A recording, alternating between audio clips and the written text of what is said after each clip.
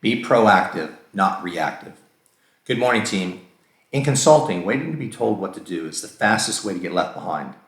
Consulting is not a career field where you can sit back, wait for perfect direction, and hope someone points you to the next opportunity.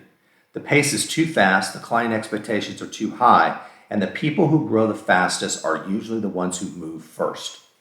Being proactive means you stay in motion. You anticipate, you prepare, you think ahead, you solve before the problem gets bigger. You don't wait for permission to show initiative.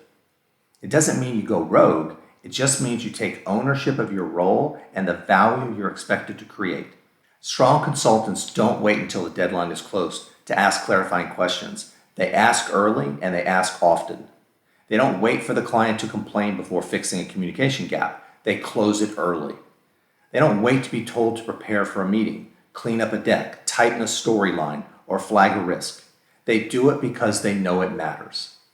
Reactive consultants spend their week catching up.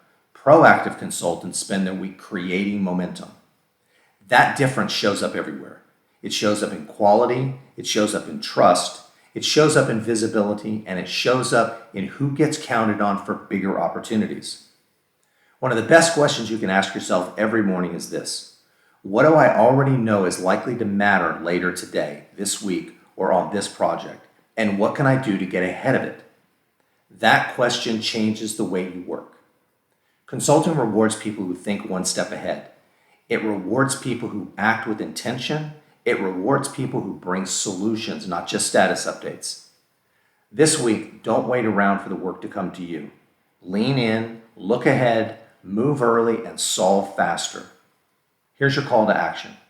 Pick one area of your work this week where you can get ahead instead of catching up. Close an open question, solve a risk early, or prepare something before anyone asks for it. Let's have a strong week.